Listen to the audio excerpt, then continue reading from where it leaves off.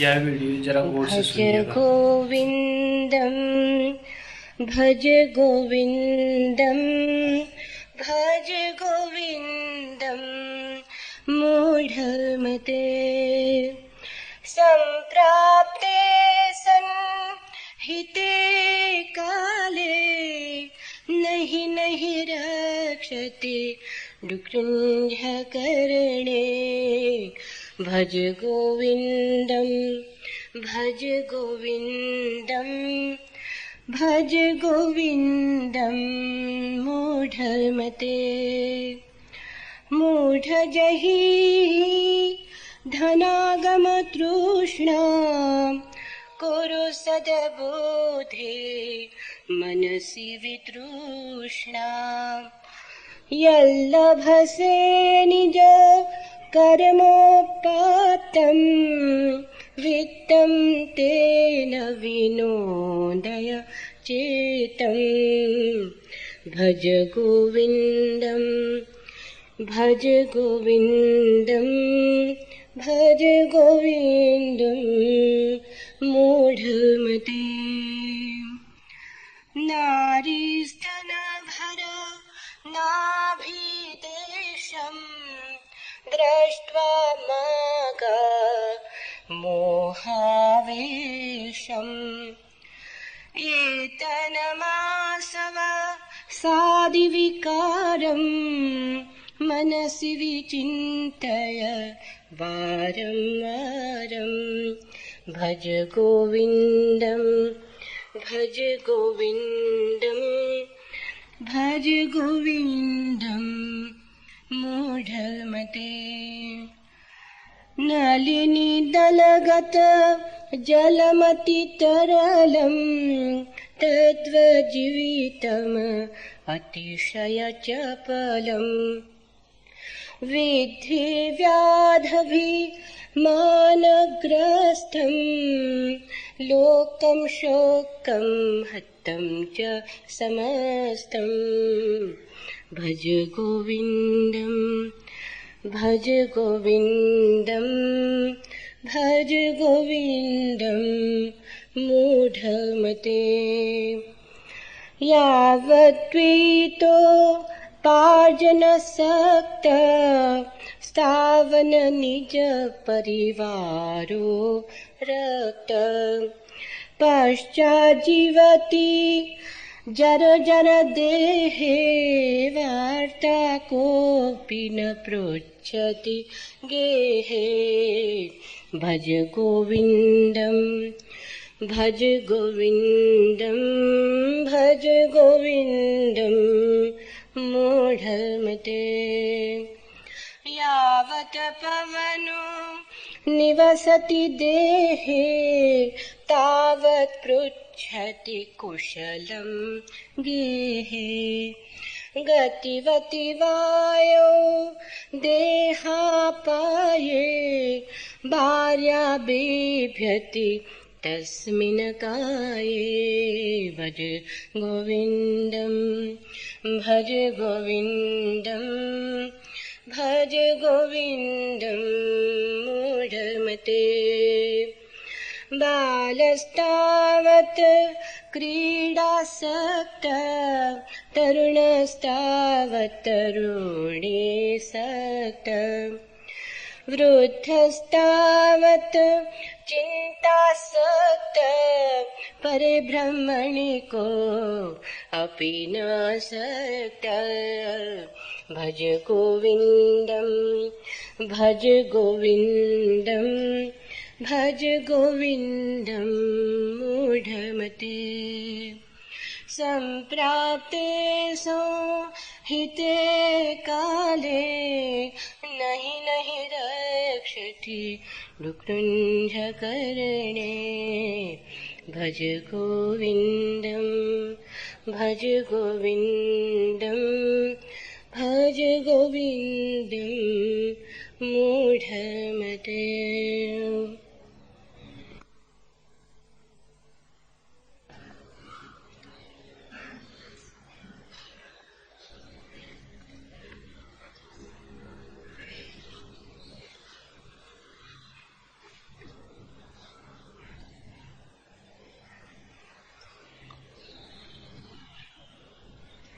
सत्य मिलता है शून्य में और खो जाता है शब्दों में।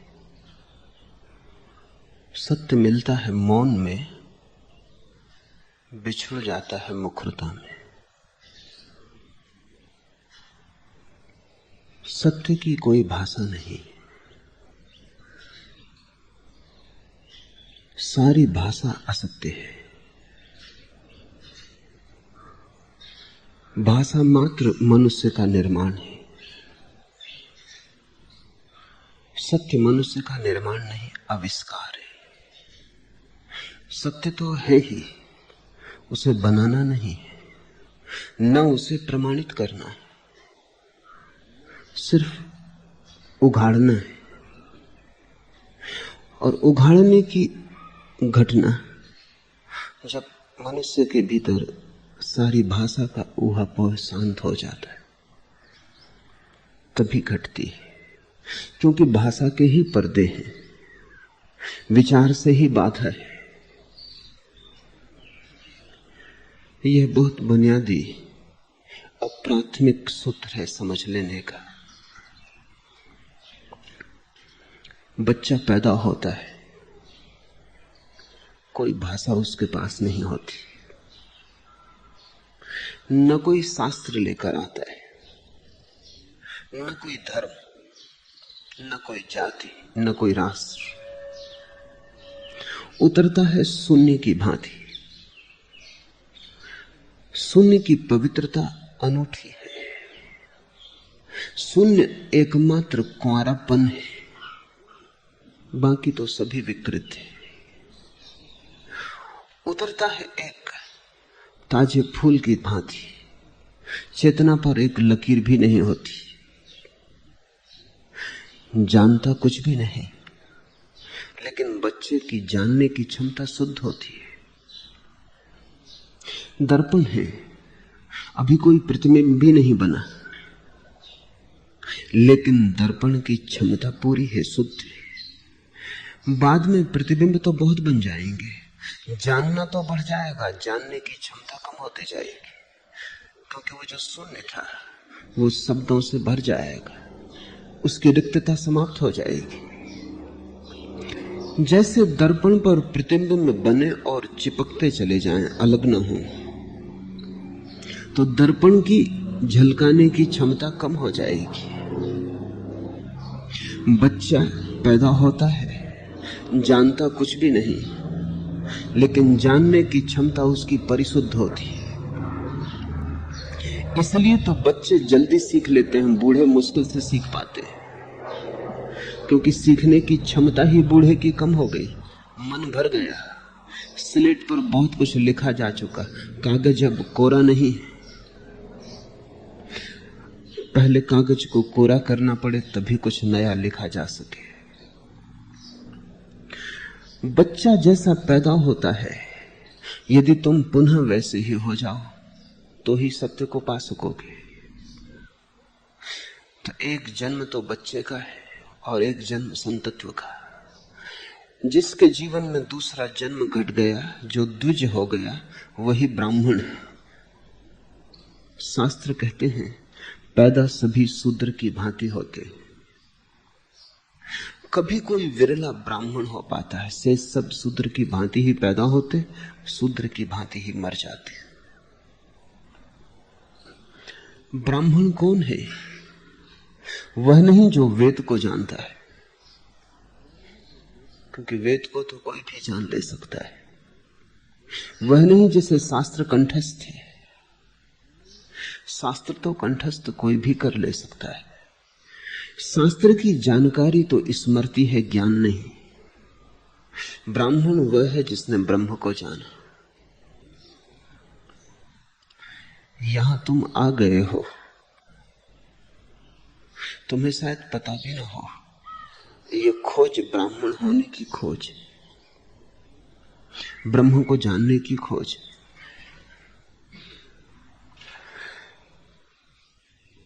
इस मधुर गीत का पहला पद शंकर ने तब लिखा जब एक गांव से गुजरते थे और उन्हें एक बूढ़े आदमी को व्याकरण के सूत्र रटते देखा। उन्हें बड़ी दया आई। मरते वक्त व्याकरण के सूत्र रट रहा है ये आदमी, पूरा जीवन भी गंवा दिया, अब आखिरी क्षण भी गंवा रहा है। पूरे जीवन तो परमात्मा को स्मरण नहीं किया, अब भी व्याकरण में उलझा है। व्याकरण के सूत्र रटने से क्या होगा?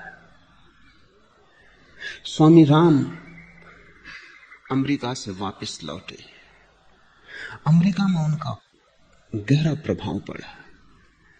आदमी अनूठे थे, अत्यंत जीवंत वेदांत था उनमें, नगद था परमात्मा, उधार नहीं। एक ज्योतिर्मय पुंज थे। अमेरिका के सरल हृदय पर उनकी बड़ी छाप पड़ी। अमेरिका का हृदय बहुत सरल है। सरल होने का कारण है क्योंकि अमेरिका का कोई अतीत नहीं, कोई परंपरा नहीं, कोई इतिहास नहीं, कुल 300 वर्ष पुराना देश है। बच्चे जैसा सरल चित्त है, बहुत परतें हैं समझ की, ज्ञान की, शास्त्र की नहीं। राम को लोगों ने पूजा, उनके वचनों को ऐसे सुना जैसे वो अमृत का संदेश लाए हो। लोग उनके साथ नाचे और गाए। राम भारत वापस लौटे तो उन्होंने सोचा कि अमेरिका जैसे देश में जहां धर्म की कोई परंपरा नहीं, जहां लोग बिल्कुल ही भौतिकवादी हैं, जब वहां मेरे वचनों का ऐसा प्रभाव हुआ और मेरे व्यक्तित्व ने ऐसी लहर पैदा की, तो भारत में तो न मालूम क्या हो जाएगा। लौटता हूं अपने घर, जहां की परंपरा हजारों साल पुरानी, कब प्रारंभ हुआ जहां का इतिहास सब अंधकार में खो गया है, इतना लंबा है।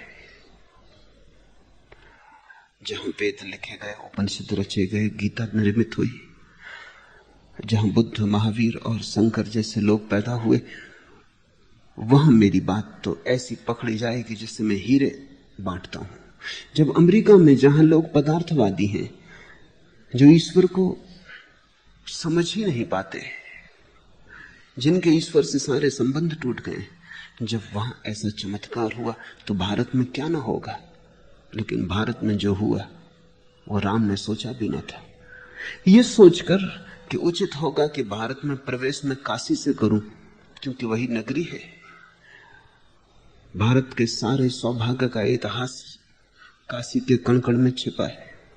बुद्ध ने अपना पहला प्रवचन वहां दिया, शंकर ने अपने विश्व विजय की घोषणा वहां की, वहां जैन तीर्थंकर हुए।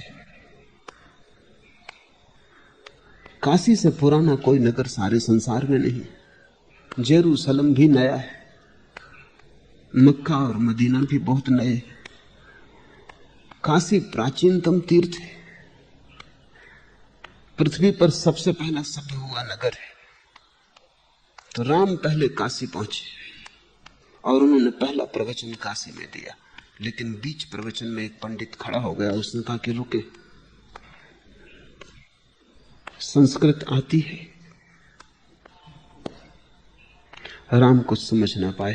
वो एक मस्त आदमी थे, उन्हें संस्कृत आती भी नहीं थी, उर्दू फारसी जानते थे। ये उन्होंने सोचा भी ना था कि संस्कृत का और वेद से और ब्रह्म से और ज्ञान से कोई संबंध है। कोई भी भाषा ना आती हो तो भी आदमी परमात्मा को जान सकता है। कबीर भी जान लेते हैं बिना पढ़े लिखे, मोहम्मद भी जान लेता है बिना पढ़े लिखे, बढ़ी के बेटे जीसस के जीवन में भी वो फूल खिल जाते हैं। कुछ पंडित होना शर्त तो नहीं है।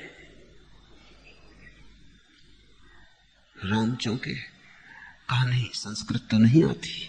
वो पंडित हंसने लगा और लोग भी उठ गए। उन्होंने कहा जब संस्कृत ही नहीं आती तो वेदांत कैसे आएगा? पहले संस्कृत सीखो फिर सिखाने आना। राम उसके बाद हिमालय चले गए और एक बड़ी उदास घटना है कि राम ने सन्यासी का वेश छोड़ दिया। जब वे मरे तो गैरिक वस्त्रों में नहीं थे, क्योंकि उन्होंने कहा जो धर्म शब्दों में अटक गया हो और जिसका सन्यास केवल पांडित हो गया हो और संस्कृत जानने से जहां वेदांत जाना जाता हो, उस समूह का क्या अपने को अंग मानना। जब वो मरे तब वे गैरिक वस्त्रों में न थे, उन्होंने सन्यास का भी त्याग कर दिया। परंपरा ने सन्यास तक को दूषित कर दिया है। अमेरिका समझ सका, भारत ना समझ पाया। अमेरिका ना समझ है इसलिए समझ सका, भारत बहुत समझदार है, जरूरत से ज्यादा समझदार है। बिना जाने बहुत कुछ जान लेने की भ्रांति भारत को पैदा हो गई। पंडित तो हो गया है, मन प्रज्ञावान नहीं हो पाया है। शब्द तो भर गए, निशब्द के लिए जगह नहीं बची है। और धर्म का कोई संबंध शब्दों से नहीं है। इसलिए मैं जो तुमसे कहूं उससे भी ज्यादा ध्यान उस पर देना जो मैं तुमसे ना कहूं। बोलो, शब्द पर बहुत ध्यान मत देना, दो शब्दों के बीच में जो खाली जगह होती है उस पर ध्यान देना। जो बोलूं वो छूट जाए, हर्जा नहीं है, लेकिन जो अनबोला है वो न छूट पाए।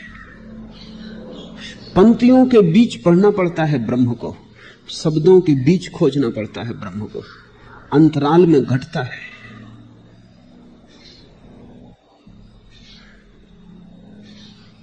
जब मैं चुप रह जाऊं क्षण भर को, तब तुम जागना, तब तुम गौर से मुझे देखना, तब तुम मुझे मौका देना कि मैं तुम्हारे करीब आ जाऊं और तुम्हारे हृदय को सहला सकूं। धर्म व्याकरण के सूत्रों में नहीं, वो तो परमात्मा के भजन में। और भजन जो तुम करते हो उसमें नहीं, जब भजन भी खो जाता है, जब तुम ही बचते हो, कोई शब्द आसपास नहीं रह जाते, एक शून्य तुम्हें घेर लेता है। तुम कुछ बोलते भी नहीं, क्योंकि परमात्मा से क्या बोलना है। तुम्हारे बिना कहे वो जानता है, तुम्हारे कहने से उसके जानने में कुछ बढ़ती ना हो जाएगी। तुम कहोगे भी क्या, तुम जो कहोगे वो रोना ही होगा, और रोना ही अगर कहना है तो रोकर ही कहना उचित है, क्योंकि जो तुम्हारे आंसू कह देंगे वो तुम्हारी वाणी ना कह पाएगी।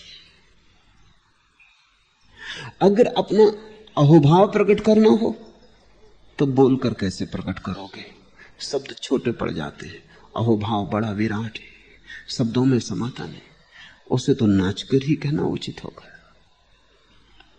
अगर कुछ कहने को ना हो तो अच्छा है चुप रह जाना, ताकि वो बोले और तुम सुन सको। भजन, कीर्तन, गीत और नाच वो भाव को प्रकट करने के उपाय, बिना कहे तुम भजन हो जाओ, तुम गीत हो जाओ। इस तरफ शंकर का इशारा है। ये पद बड़े सरल, सूत्र बड़े सीधे, और शंकर जैसे मेधावी पुरुष ने लिखे। शंकर की सारी वाणी में भज गोविंदम से मूल्यवान कुछ भी नहीं, क्योंकि शंकर मूलतः दार्शनिक है। उन्होंने जो लिखा है वो बहुत जटिल है, वो शब्द, शास्त्र, तर्क, ऊहापोह, विचार है। लेकिन शंकर जानते हैं कि तर्क, ऊहापोह और विचार से परमात्मा पाया नहीं जा सकता। उसे पाने का ढंग तो नाचना है, गीत गाना है। उसे पाने का ढंग भाव है, विचार नहीं। उसे पाने का मार्ग हृदय से जाता है, मस्तिष्क से नहीं। इसलिए शंकर ने ब्रह्मसूत्र के भाष्य लिखे, उपनिषदों पर भाष्य लिखे, गीता पर भाष्य लिखा। लेकिन शंकर का अंतर तुम इन छोटे छोटे पदों में पाओगे। यहां उन्होंने अपने हृदय को खोल दिया है। यहां शंकर एक पंडित और एक विचारक की तरह प्रकट नहीं होते, एक भक्त की तरह प्रकट होते। हे मूढ़, गोविंद को भजो, गोविंद को भजो, क्योंकि अंतकाल के आने पर व्याकरण की रटन तुम्हारी रक्षा न करेगी।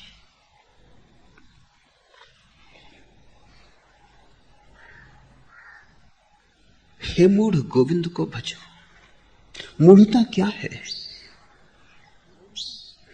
शंकर तुम्हें मूढ़ कहकर कोई गाली नहीं दे रहे हैं। अत्यंत प्रेमपूर्ण वचन है उनका ये, भज गोविंदम भज गोविंदम भज गोविंदम मूढ़ मते। हे मूढ़, भगवान को भज, गोविंद को भज। मूढ़ता का क्या अर्थ है? मूढ़ता का अर्थ समझो। मूढ़ता का अर्थ अज्ञानी नहीं है। मूढ़ता का अर्थ है अज्ञानी होते हुए अपने को ज्ञानी समझना। मूढ़ता पंडित के पास होती है, अज्ञानी के पास नहीं। अज्ञानी को क्या मूढ़ कहना? अज्ञानी सिर्फ अज्ञानी है, नहीं जानता। बात सीधी साफ है। और कई बार ऐसा हुआ है कि नहीं जानने वाले ने जान लिए और जानने वाले पिछड़ गए। क्योंकि जो नहीं जानता है उसका अहंकार भी नहीं होता। जो नहीं जानता है वो विनम्र होता है। जो नहीं जानता है, नहीं जानने के कारण ही उसका कोई दावा नहीं होता। लेकिन पंडित बिना जाने जानता है कि जानता है। शब्द सीख लिए हैं उसने, ग्रंथों का बोझ उसके सिर पर है। वो दोहरा सकता है व्याकरण के नियम, उन्हीं में डूब जाता है। सूफियों की एक कथा है। एक सूफी फकीर अपनी रोटी कमाने के लिए एक नदी पर लोगों को नाव से पार करवाता था। एक दिन गांव का पंडित उस पार जाना चाहता था, तो सूफी फकीर ने कहा, आपसे क्या पैसे लेने? पैसे भी वो 1-2 पैसे लेता था, आपको ऐसे ही पार करा देंगे। पंडित नाव में बैठा, वे दोनों चले। दोनों ही थे नाव में। पंडित ने पूछा, कुछ पढ़ना लिखना आता है? पंडित और पूछ भी क्या सकता है? जो वो जानता है वही सोचता है दूसरों को भी जना दे। हम वही दूसरों को दे सकते हैं जो हमारे पास है। सूफी फकीर का तेज उसे दिखाई ना पड़ा। पंडित अपने ज्ञान में अंधा होता है। उसने से समझा एक साधारण माझी है, वो एक असाधारण पुरुष था। पंडित जिस परमात्मा की बात सोचता रहा है, सुनता रहा है, वो परमात्मा उस असाधारण पुरुष में मौजूद था, जिसकी पंडित ने अब तक चर्चा की थी। वो उस फकीर में से झांक रहा था। अगर आंख होती तो फकीर में वो सब मिल जाता है, जिसके सपने देखे, जिसके शास्त्र पढ़े, प्रत्यक्ष था वहां कोई। लेकिन पंडित ने पूछा, पढ़ना लिखना आता है? पंडित को अगर परमात्मा भी मिल जाए तो वो पूछेगा, सर्टिफिकेट कहां तक पढ़े लिखे हो? उसकी अपनी दुनिया है। वो अपने ही शब्दों में, अपने ही शास्त्र में जीता है। उस फकीर ने कहा कि नहीं, पढ़ना लिखना तो बिल्कुल नहीं आता, मैं बिल्कुल गंवार हूं, ना समझ। उसने जब ये शब्द कहे तब अगर पंडित के पास जरा भी होश होता तो देख लेता कि कितनी गहरी विनम्रता है। अपने अज्ञान को स्वीकार कर लेना ज्ञान की तरफ पहला कदम है, और अगर कोई समग्रता से अपने अज्ञान को स्वीकार कर ले तो वही अंतिम कदम भी हो सकता है। क्योंकि जब तुम पूरे भाव से जानते हो कि कुछ भी नहीं जानता हूं, तब तुम्हारा अहंकार कहां टिकेगा, कहां खड़ा रहेगा? भूमि खो जाएगी, पैर के तले से गिर जाएगा भवन अहंकार का, तुम निरअहकार में उतर जाओगे। वही द्वार है, वहीं से कोई परमात्मा से जुड़ता है। फकीर ने कहा मैं कुछ भी नहीं जानता हूं, बिल्कुल बेपढ़ा लिखा हूं। पंडित ने कहा तो फिर तुम्हारी 4 आना जिंदगी बेकार गई। ना थोड़ी आगे बढ़े, पंडित ने पूछा और गणित तो आता ही होगा कम से कम, हिसाब किताब के लिए जरूरी है। फकीर ने कहा अपने पास कुछ है ही नहीं, हिसाब किताब क्या करना, खाली हाथ। जो दिन में मिल जाता है वो सांझ तक समाप्त हो जाता है, क्योंकि रोटी से ज्यादा कमाना नहीं है कुछ। रात तो हम फिर फकीर हो जाते, सुबह उठ के फिर कमा लेते, और परमात्मा अब तक देता रहा है तो कल का हिसाब क्या रखना। और किसी ने दे दिया तो ठीक है, और किसी ने ना दिया तो भी ठीक है, क्योंकि अब तक जी लिए हैं, आगे भी जी लेंगे। न तो देने वाले से कुछ ऐसा मिल जाता है कि सदा काम आ जाए, और न देने वाला कुछ छीन लेता है कि सदा के लिए कोई नुकसान हो जाए। सब खेल है। पंडित ने कहा तुम्हारी 8 आना जिंदगी बेकार गई। और तभी अचानक तूफान आ गया और नाव डगमगाने लगी, और नाव अब डूबी तब डूबी होने लगी। फकीर हंसा, क्योंकि पंडित बहुत घबरा गया। मौत सामने देखकर कौन न घबरा जाएगा। ऐसे पंडित अमृत की बातें करता था, आत्मा अमर है। लेकिन जब मौत सामने आती तब पांडित्य की आत्मा काम नहीं आती, ना पांडित्य की अमरता काम आती। घबरा गया, हाथ पैर कपने लगे। फकीर ने पूछा तैरना नहीं आता? उसने कहा कि बिल्कुल नहीं आता। फकीर ने कहा तुम्हारी 16 आना जिंदगी बेकार गई। अब मैं तो कूदता हूं, हम तो चले, नाव तो डूबेगी। हे मूर्ख, गोविंद को भजो, गोविंद को भजो, क्योंकि अंत काल के आने पर, संभवतः शंकर उस कहानी को जानते रहे हो जो मैंने तुमसे कही, क्योंकि अंत काल के आने पर व्याकरण की रटन तुम्हारी रक्षा न करेगी। जब डूबना आएगा सामने, जब मौत घेरेगी, तब अगर तैरना आता हो तो ही काम आ सकेगा। मौत में तैरना आता हो, और अगर मौत में तैरना नहीं आता तो मौत डुबा लेगी। बहुत बार पहले भी उसने डुबाया। तुम अभी तक भी सजग नहीं हुए हो, तुमने अब तक भी तैरना नहीं सीखा। अंत काल के आने पर, मृत्यु के आने पर कितनी तुम भाषा जानते हो, या कितनी भाषाएं जानते हो, कितना व्याकरण जानते हो, कुछ भी तो काम ना पड़ेगा। जो मौत में काम आ जाए वो प्रज्ञा, और जो मौत में काम ना आए वो पांडित्य। मौत कसौटी है। तो जो भी तुम जानते हो उसको इस कसौटी पे कसते रहना, कहीं भूल ना हो। ये कसौटी सदा सामने रखना, जैसे सराफ कसता रहता है पत्थर पर सोने को, ऐसे इस कसौटी को रखे रहना सदा। जो मौत में काम आए उसी को ज्ञान मानना, जो मौत में काम ना आए, धोखा दे जाए, दगा दे जाए, उसे पांडित्य समझना। और जो मौत में काम ना आए वो जीवन में क्या खाक काम आएगा। जो मौत तक में काम नहीं आता वो जीवन में कैसे काम आ सकता है। क्योंकि मौत जीवन की पूर्णाहुति है, वो जीवन का चरम शिखर है, वो जीवन का समारोह है। जो मौत में काम आता है वही जीवन में भी काम आता है। यद्यपि जीवन में धोखा देना आसान है, लेकिन मौत में धोखा देना असंभव है। मौत तो सब उघाड़ के सामने रख देगी। शंकर किसे मूढ़ कहते हैं? उसे मूढ़ कहते हैं जो जानता तो नहीं है लेकिन व्याकरण को रट लिया है, शब्द का ज्ञाता हो गया है।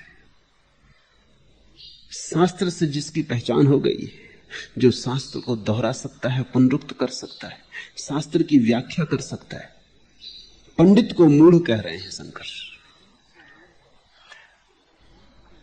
अगर पंडित को मूढ़ ना कहते होते तो हे मूढ़ गोविंद को भजो, गोविंद को भजो, क्योंकि अंतकाल के आने पर व्याकरण की रटन तुम्हारी रक्षा न करेगी। अचानक व्याकरण को याद करने की जरूरत नहीं थी। मूढ़ थोड़ी, जिनको हम मूढ़ कहते हैं, अज्ञानी, वे थोड़ी व्याकरण रट रहे हैं, पंडित रट रहा है। और भारत में ये बोझ काफी गहरा हो गया है। ये इतना गहरा हो गया है कि करीब करीब हर आदमी को ये ख्याल है कि वो परमात्मा को जानता है, क्योंकि परमात्मा शब्द को जानता है। ध्यान रखना, परमात्मा शब्द परमात्मा नहीं है, न पानी शब्द पानी है। और प्यास लगी हो तो शब्द काम ना आएगा, पानी चाहिए। और मौत सामने खड़ी हो तो अमरत्व के सिद्धांत काम ना आएंगे, अमृत का स्वाद चाहिए।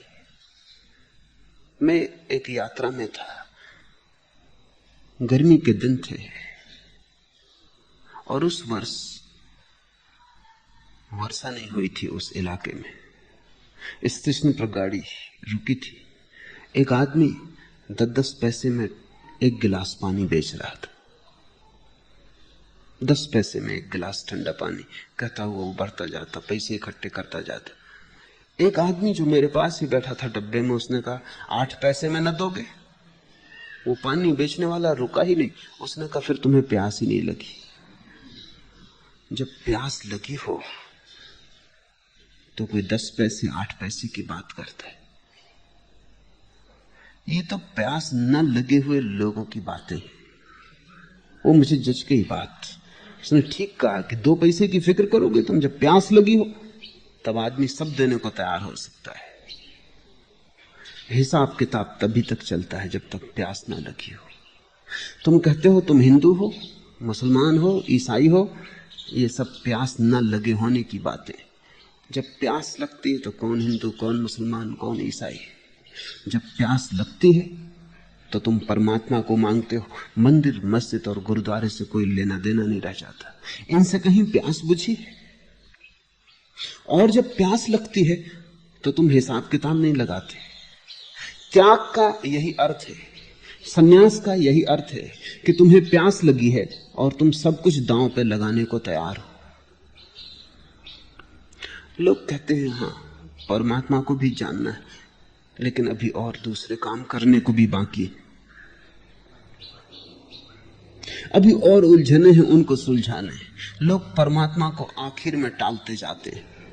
वो तुम्हारी जरूरतों के क्यू में बिल्कुल अंत में खड़ा है, और जरूरतों का क्यू कभी पूरा नहीं होता है, वो अंत में ही खड़ा रह जाता है। तुम समाप्त हो जाओगे, तुम उसके पास कभी पहुंच ना पाओगे।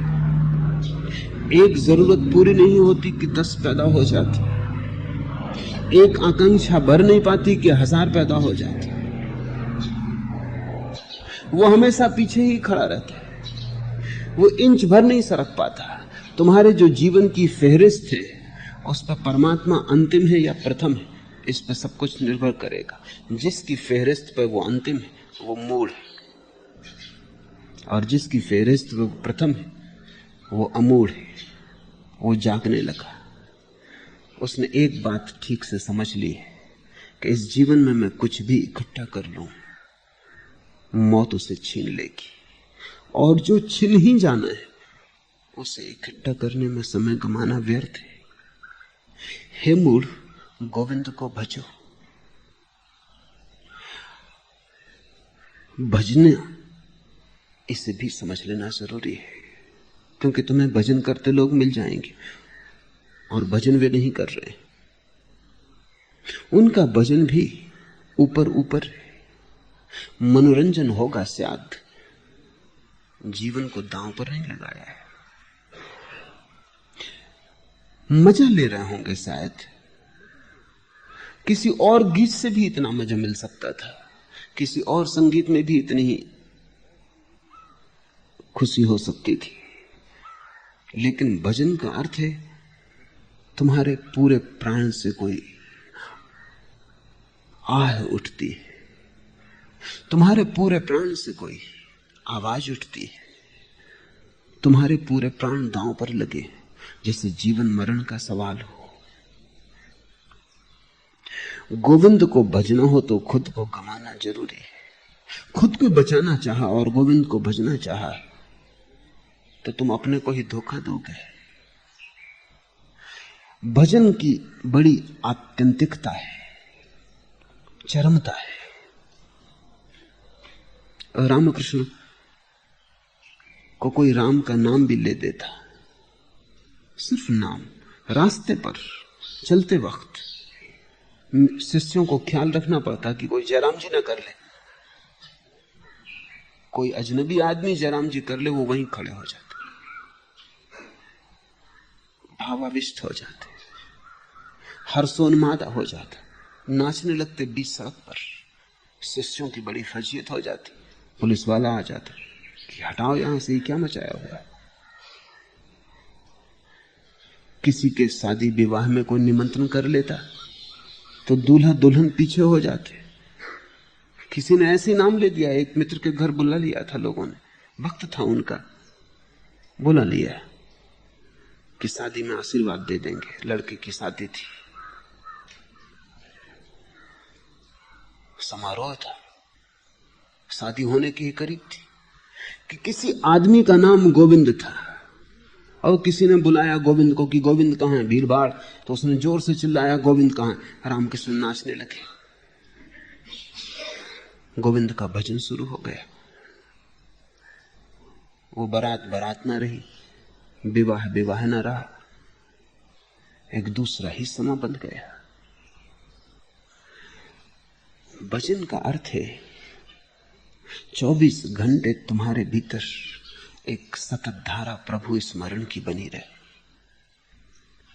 वो सतत धारा थी भीतर, इसलिए बाहर अगर कोई जरा भी राम का या कृष्ण का या गोविंद का, परमात्मा का नाम ले देता, भीतर तो धारा मौजूद ही थी, भीतर तो नाच चलता ही था। बाहर की चोट पड़ जाती, भीतर का नाच बाहर बिखर जाता।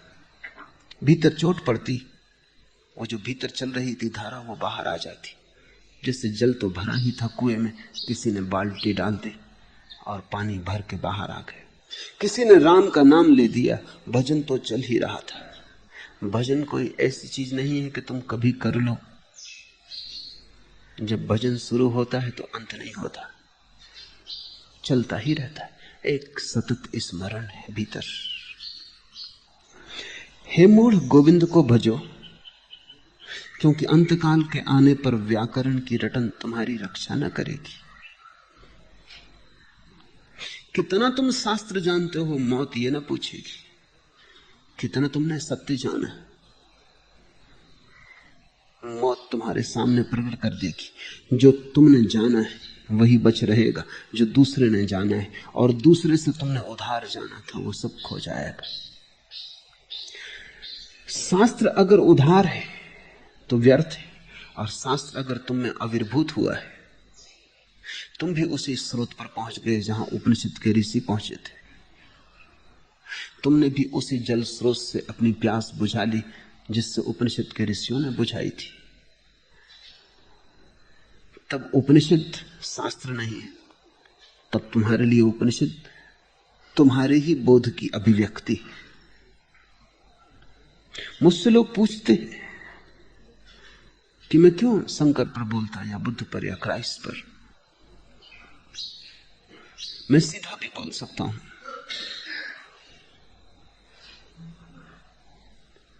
मैं सीधा ही बोल रहा हूं उनसे। मैं कहता हूं क्योंकि शंकर के इस गीत में शंकर ने वही कहा है जो मैं कहना चाहूंगा, और इतने सुंदर ढंग से कहा है कि अब उसे और सुधारा नहीं जा सकता। आखिरी बात कह दी, कोई जरूरत नहीं है अब उसे दोहराने की। शंकर पर मैं इसलिए नहीं बोल रहा हूं कि मुझे लगता है शंकर जानते हैं, लगने का सवाल नहीं, मेरा कोई विश्वास नहीं है शंकर में। उसी जल स्रोत से मैंने भी जल पिया है जहां से पी के ये गीत उनमें पैदा हुआ होगा। हे मूर्ख, धन बटोरने की तृष्णा को छोड़ो, सद्बुद्धि को जगाओ और मन को तृष्णा शून्य करो तथा उसी से संतुष्ट और प्रसन्न रहो जो अपने श्रम से मिलता है। हे मूर्ख, सदा गोविंद को भजो। धन बटोरने की तृष्णा छोड़ो। धन से केवल अर्थ उस धन का नहीं है जिसे तुम धन कहते हो, धन से उस सब का अर्थ है जिसको तुम बटोरते हो। जिसको भी बटोरने की तुम्हारे भीतर तृष्णा है वो सभी धन है, फिर वो ज्ञान ही क्यों ना हो।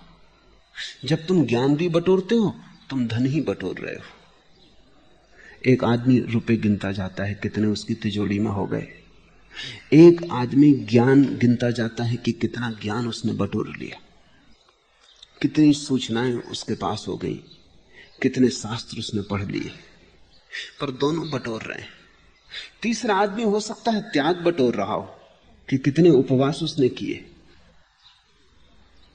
चौथा आदमी हो सकता है यश बटोर रहा हो कि कितने लोग उसे मानते, कितने लोग उसे पूजते, कितने लोग उसके पीछे चलते हैं। जहां भी तुम बटोरते हो, जो भी बटोरा जाता है वो सब धन है, और धन बड़े धोखे का है, क्योंकि भीतर तो तुम निर्धन ही बने रहते हो और बाहर तुम बटोरते चले जाते हो। जो बाहर इकट्ठा किया है वो भीतर न ले जाया जा सकेगा, और जिसे तुम अपने भीतर न ले जा सके मौत उसे छीन लेगी, क्योंकि तुम ही मौत से पार जा सकोगे और कुछ भी नहीं। केवल तुम्हारा होना ही गुजरेगा, लपटें उसे जला ना सकेंगी, शस्त्र उसे बेध ना सकेंगे। नैनम छदंति शस्त्राणि नैनम दहति पावका। सिर्फ तुम गुजर पाओगे मौत के द्वार से, शुद्ध तुम और कुछ भी नहीं।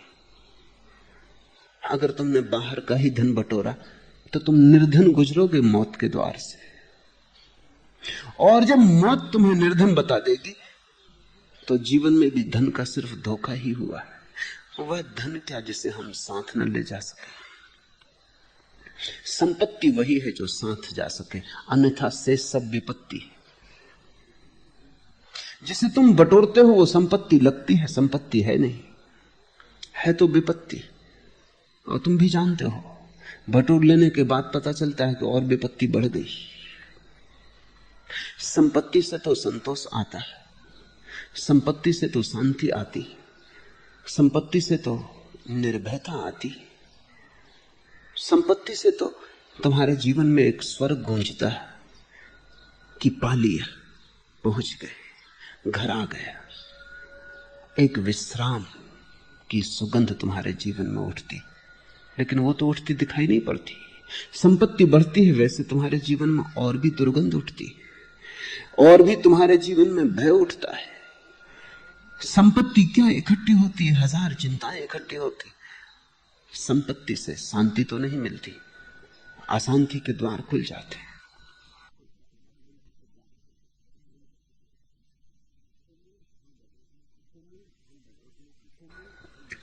हे मूढ़, धन बटोरने की तृष्णा को छोड़ो, बटोरने की ही तृष्णा को छोड़ो। बटोरने का इतना पागलपन क्यों है? मैं एक घर में रहता था, उस घर के जो मालिक थे वो बटोरने के शुद्ध अवतार थे। कोई भी चीज जो व्यर्थ भी हो गई उसे भी संभाल कर रख लेते। उनका घर एक कबाड़खाना था, उसमें वो कैसे जीते थे यही बड़ा मुश्किल, कैसे रहते थे यही बड़ा मुश्किल।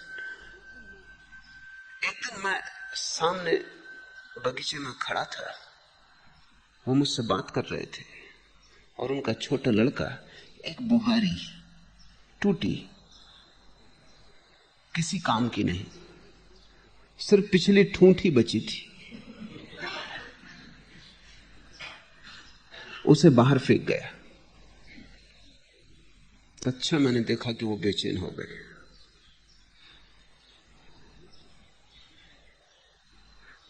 मुझसे बात चलती रही लेकिन नजर उनकी उस बुहारी पर लगी रही। मैंने सोचा कि मेरी मौजूदगी उनको बाधा बन रही, तो मैंने कहा मैं अभी आया। मैं घर के भीतर गया। जब मैं लौटा बुहारी नदारत थी, वो भी नदारत थी। वो ले गए उसे भीतर, मैं उनके पीछे ही गया। मैंने कहा अब बात जरा सीमा के बाहर हो गई। रंगे हाथ वो पकड़ गए, बुहारी लिए अंदर खड़े थे। मैंने पूछा कि ये किस लिए उठला है? उन्होंने कहा कुछ नहीं, कभी काम पड़ जाए। कैसे? इसका कोई काम भी नहीं समझ में आता। वो कहने लगे नहीं, कभी क्या काम पड़ जाए क्या पता, फिर फेंकने से फायदा क्या, रखी रहेगी। बटोरने की एक विक्षिप्तता है, किस कारण होगी? क्यों आदमी बटोरना चाहता है? भीतर एक बड़ा खालीपन है, उसे भरना है, किसी भी चीज से भरना है, नहीं तो आदमी बहुत खाली लगेगा। तुम थोड़ा सोचो, तुम्हारे पास कुछ भी नहीं तो तुम्हें भीतर बड़ा खालीपन लगेगा। यहां ध्यान में रोज मेरे पास मित्र आते, थोड़े दिन ध्यान करते हैं, महीने 1.5 महीने, तो भीतर खालीपन दिखाई पड़ने लगता है। वो है तो सदा, ध्यान नहीं किया तो दिखाई नहीं पड़ता। ध्यान करने से बोध थोड़ा जगता है, होश थोड़ा आता है, भीतर खालीपन दिखने लगता है। और एक अनूठी घटना घटती, जिस व्यक्ति को भी वो भीतर खालीपन दिखाई पड़ता है, वो अति से भोजन करना शुरू कर देता है। रोज 1-2 मामले मेरे पास आते हैं कि वो कहते हैं हम क्या करें, ये क्या हुआ, इतना भोजन हम कभी भी नहीं करते थे, ये ध्यान ने तुम्हें बड़ी मुश्किल में डाल दी है, बस भोजन की धुन सवार रहती है। तुम उनको कहता हूं कारण है, कारण ये कि ध्यान ने तुम्हें भीतर की रिक्तता दिखाई। अब रिक्तता को भरना है, रिक्तता काटती है, कुछ भी नहीं है भीतर, तो आदमी कुछ भरना चाहता है। धन से, पद से, प्रतिष्ठा से तुम अपने को भरते हो, चारों तरफ चीजें इकट्ठी कर लेते हो, उनके बीच बैठ जाते हो निश्चिंत होकर, लगता है कुछ तुम्हारे पास है। जिनके पास कुछ भी नहीं उन्हें बटोरने की आकांक्षा पैदा होती, जिनके पास कुछ है उन्हें बटोरने का कोई सवाल नहीं। वे अपने में काफी है, खुद का होना ही इतना भराव है कि अब और कुछ बटोरने का सवाल नहीं। इसलिए तो हमने बुद्ध को पूजा, महावीर को पूजा, शंकर को पूजा, क्योंकि हमने देखा इनमें कि इनकी संपदा इनके भीतर है, कुछ है इनके भीतर कि उसके कारण खालीपन मिट गया है, कोई प्रकाश है भीतर जिसके कारण अब भीतर की रिक्तता पूर्णता हो गई, भीतर का शून्य सत्य हो गया है। ध्यान शून्य लाता है। अगर तुमने जल्दबाजी की तो शून्य को भरने की तृष्णा पैदा होगी।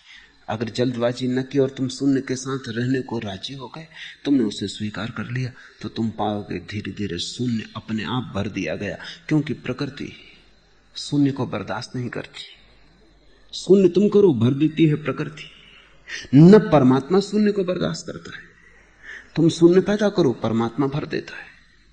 शून्य भर चाहिए, पूर्ण तो उतर आता है।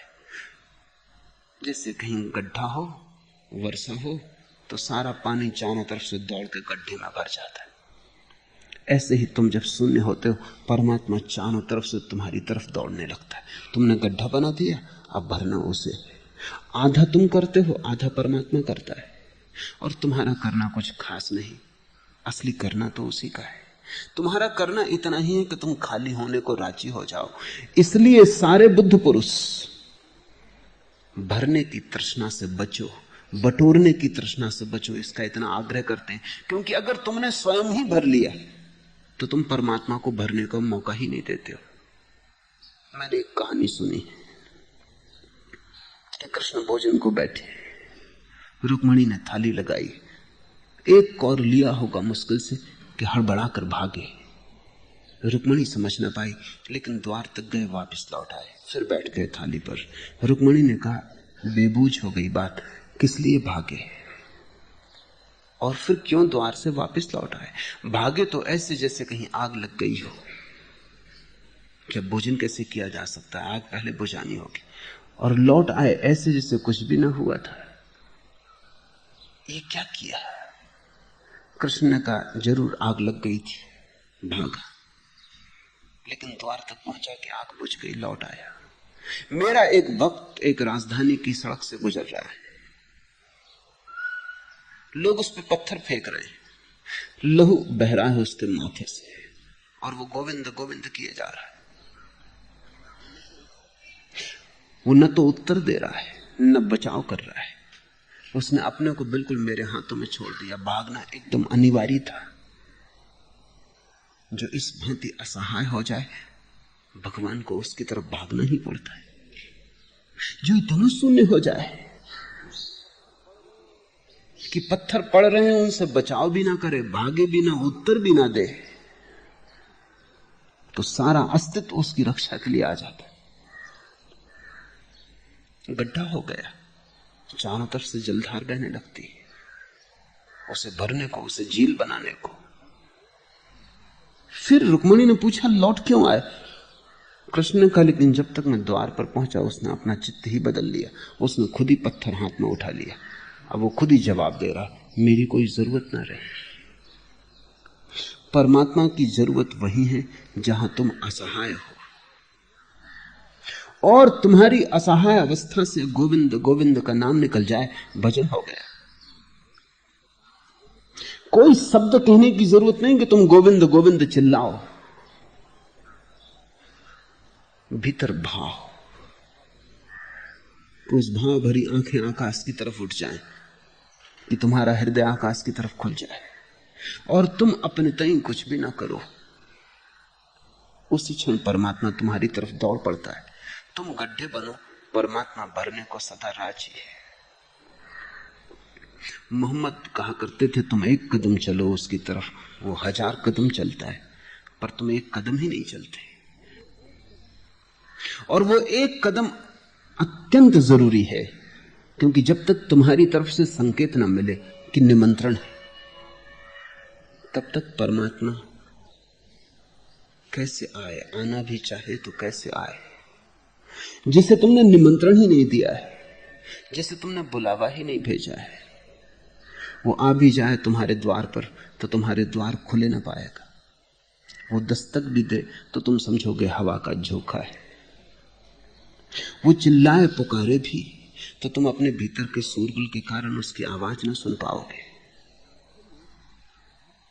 हे मूढ़, धन बटोरने की तृष्णा को छोड़ो, सद्बुद्धि को जगा। बुद्धि तुम्हारी चालाकी का नाम है, सद्बुद्धि तुम्हारी समझदारी का। इसलिए दुनिया जितनी बुद्धिमान होती जाती उतनी चालाक होती जाती।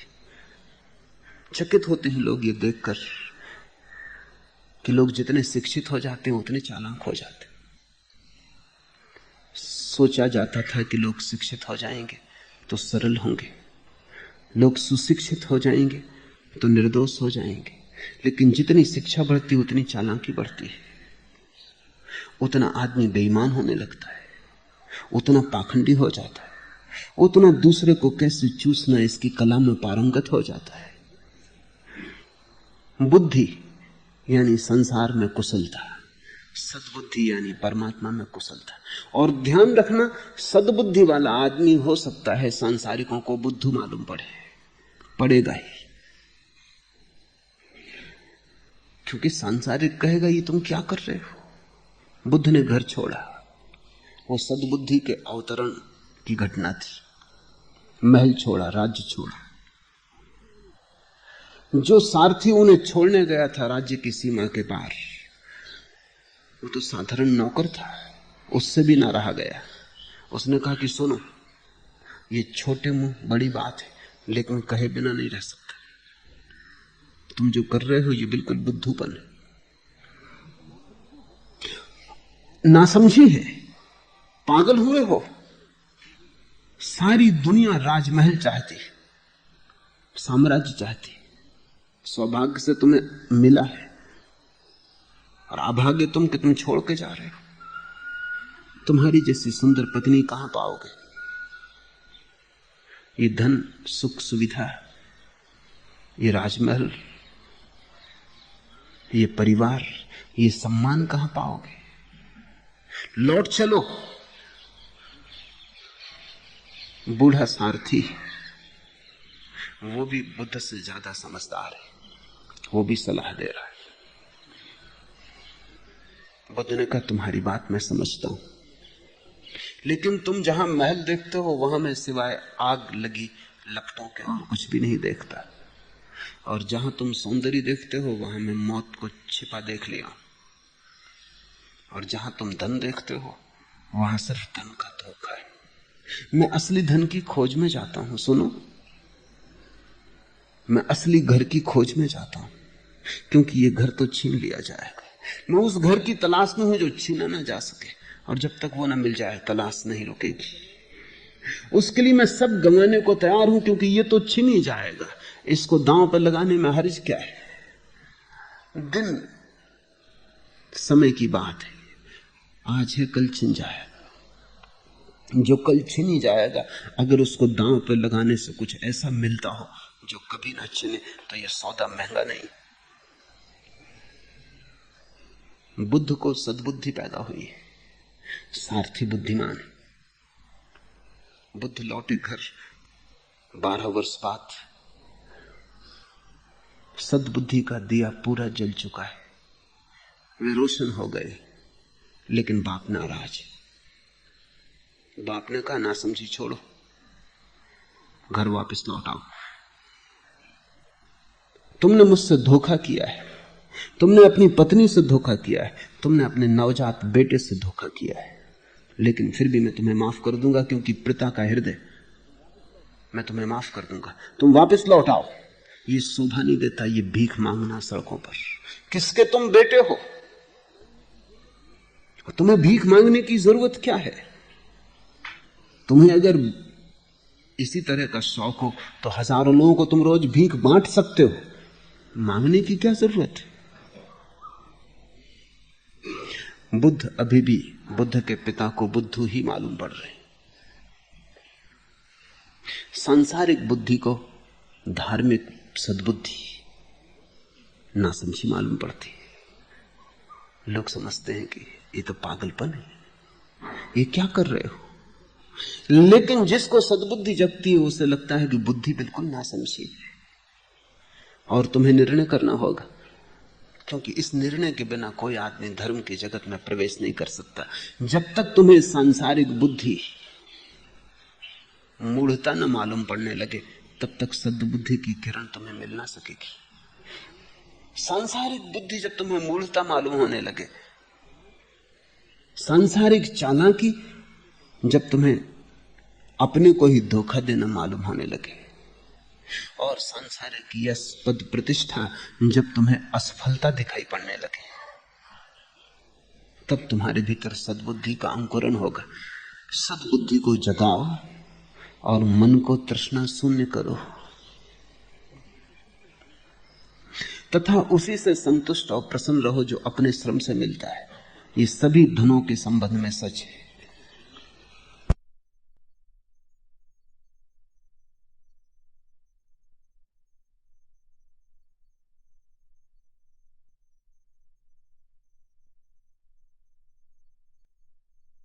बाहर के धन में भी जो अपने श्रम से मिल जाए, जो उससे तृप्त हो गया, उसके जीवन में नैतिकता होगी। और भीतर के जगत में भी भीतर का जो धन अपने श्रम से मिले, उसके जगत में, उसके चित्त में धार्मिकता होगी। तुम शास्त्र को जब कंठस्थ कर लेते हो तो तुम चोरी कर रहे हो। वो जो शास्त्र में छिपा ज्ञान है वो तुमने श्रम से नहीं पाया है, वो तुम सिर्फ चुरा रहे हो। वो उधार है, बासा है। तुम किसी दूसरे की बात पकड़ लिए हो। उस पर अपने भवन को मत बनाना। वो रेत पर खड़ा किया हुआ भवन हवा का छोटा सा झोंका उसे गिरा देगा।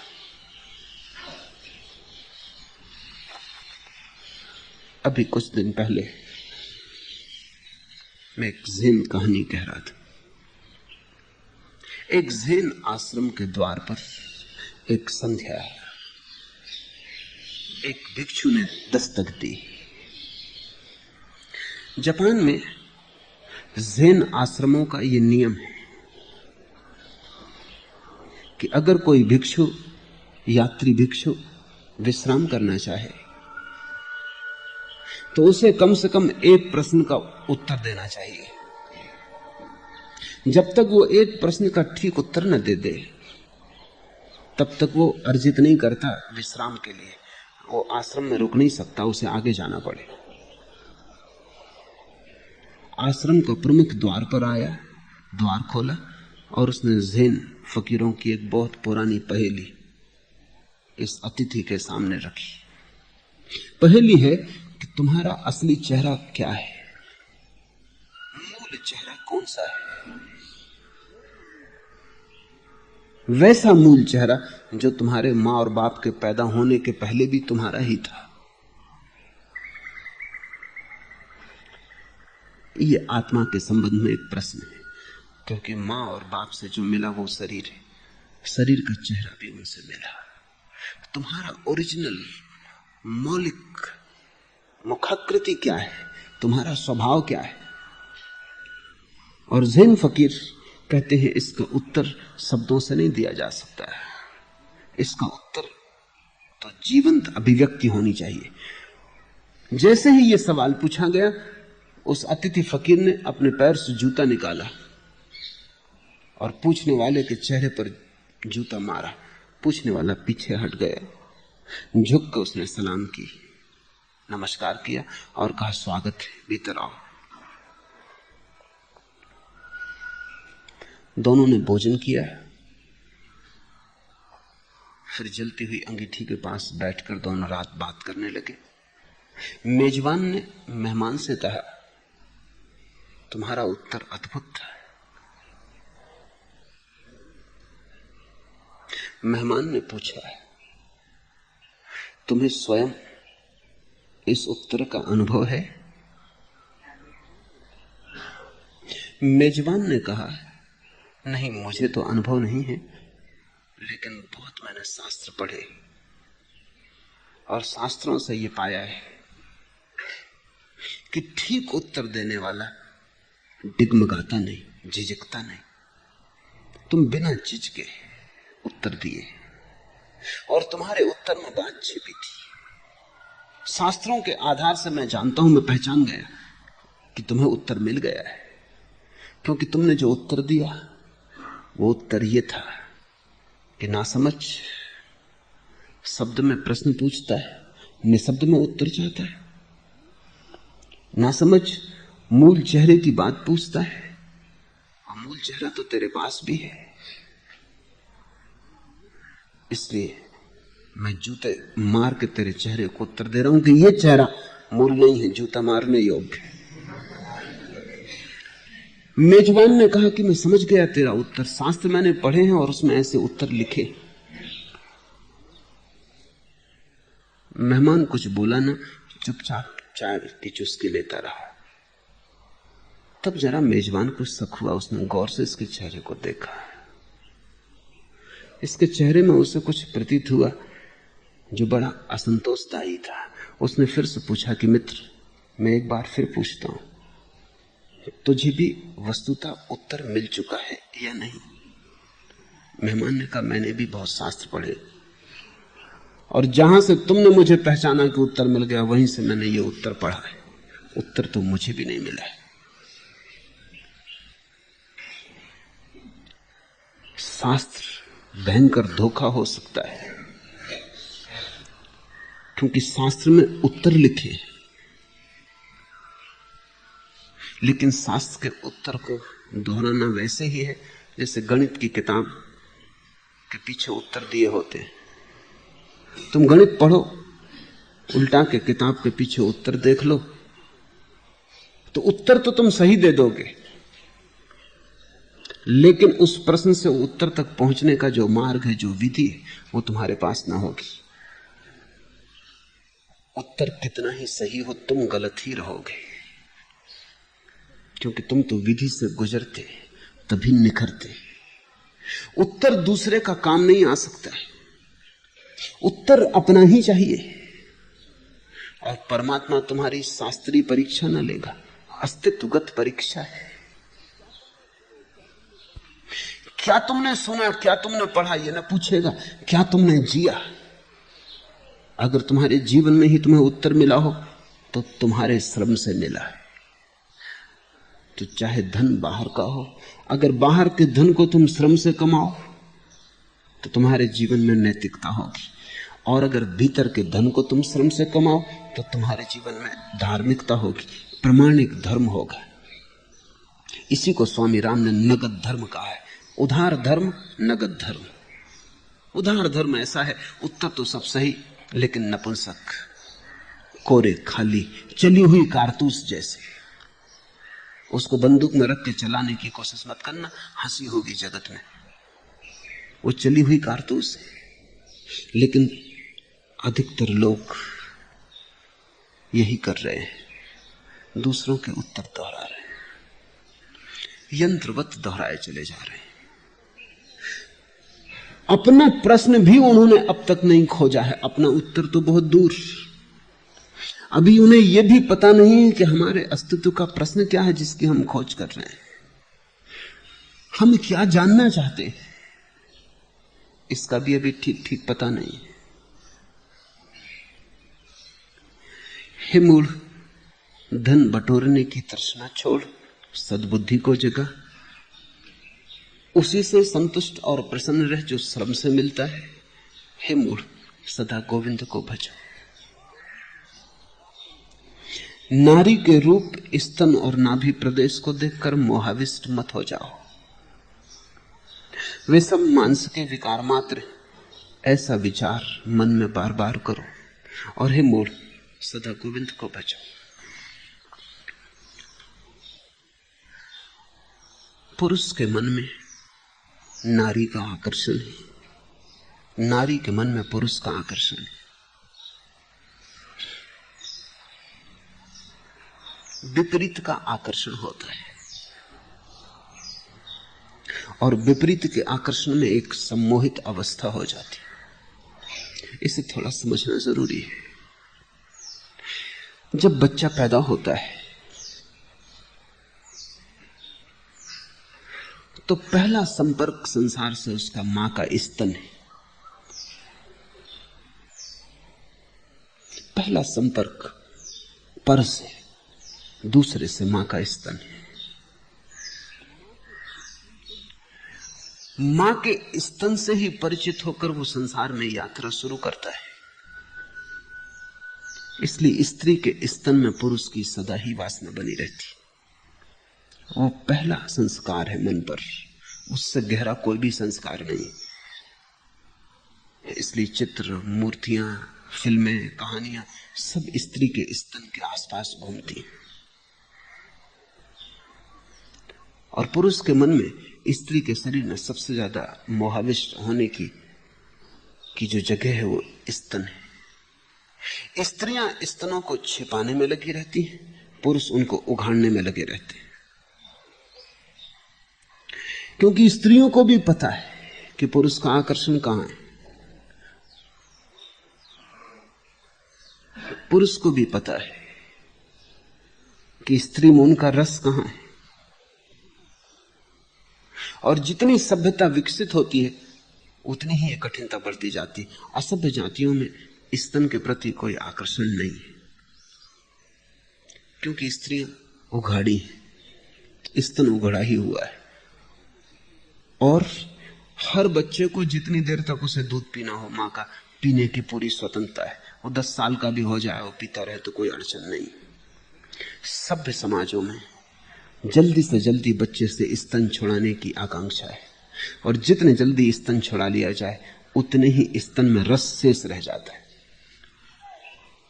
फिर कविताएं करते हैं लोग, स्तन की चित्र बनाते हैं, मूर्ति गढ़ते, हजार उपाय करते, लेकिन उनका मन स्तन के आसपास घूमता रहता है। बच्चा तृप्त नहीं हो पाया, अतृप्त रह गया है।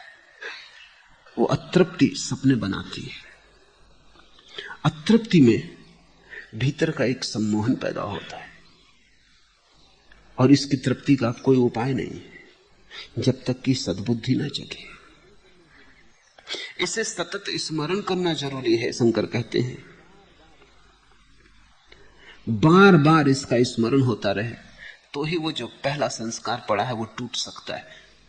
वैज्ञानिकों ने कुछ खोजें की हैं, उनकी एक खोज बड़ी महत्वपूर्ण है। एक वैज्ञानिक मुर्गियों पर प्रयोग कर रहा था।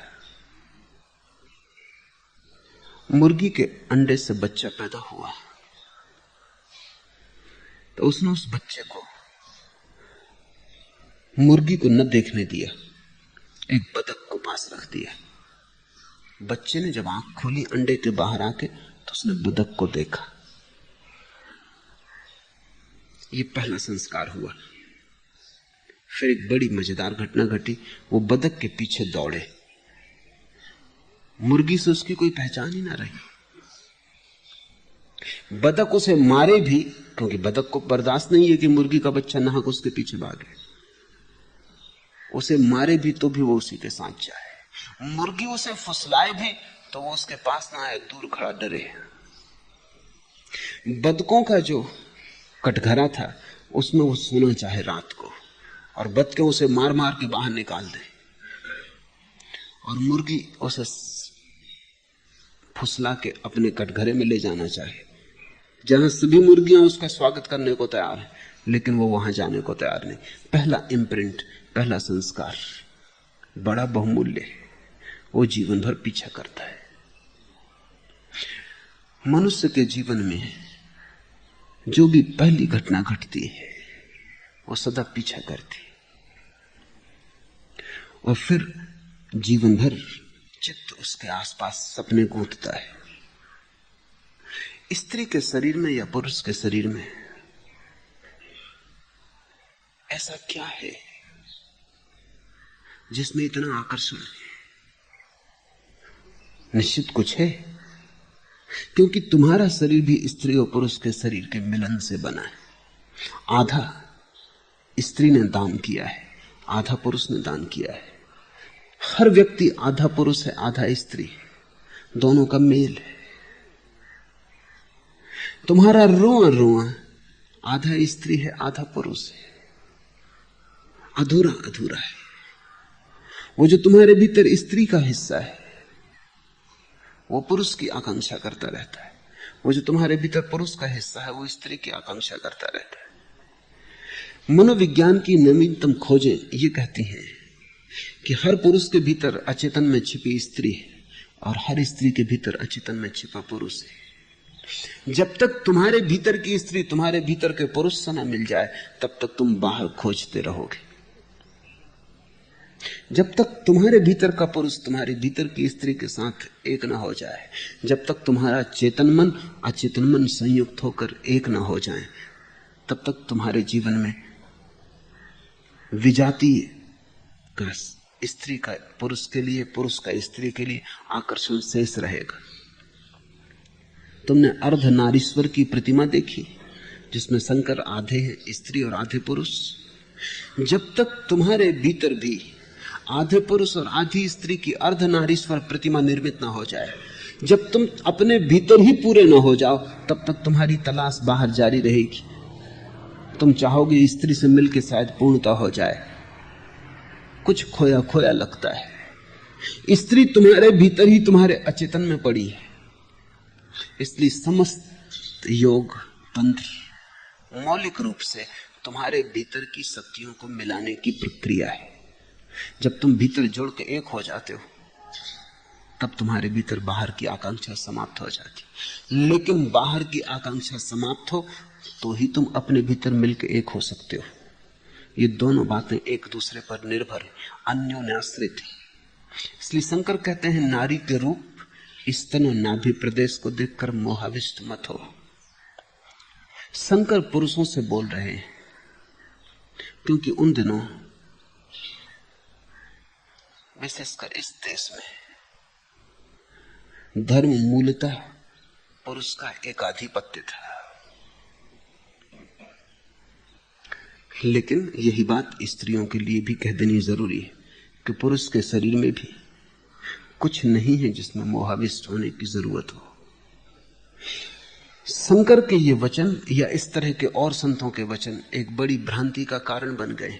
ऐसा लगता है कि स्त्री के शरीर में कुछ नहीं और तुम्हारे शरीर में बहुत कुछ है। शरीर में ही कुछ नहीं है, ये ख्याल रखना। नहीं तो पुरुष सोचने लगते हैं कि स्त्री के शरीर में कुछ नहीं है, सब हड्डी मांस मज्जा, और तुम्हारे शरीर में सोना हीरा चांदी।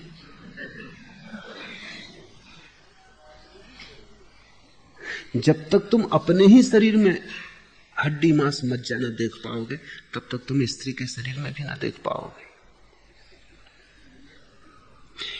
इस स्त्री की निंदा करने का एक परंपरा बन गई। पुरुष सोचने लगे कि जैसे स्त्री ने उन्हें बंधन में डाला है तो फिर स्त्री को किसने बंधन में डाला है। पुरुष सोचने लगे कि स्त्री ही मोक्ष में बाधा है। अगर स्त्री मोक्ष में बाधा है तो स्त्री के लिए मोक्ष में कौन बाधा है। स्त्रियां तो फिर बिना बाधा के मोक्ष पहुंच जाएंगी। थोड़ा सोचो तो, उनके जीवन में कोई बाधा ही नहीं है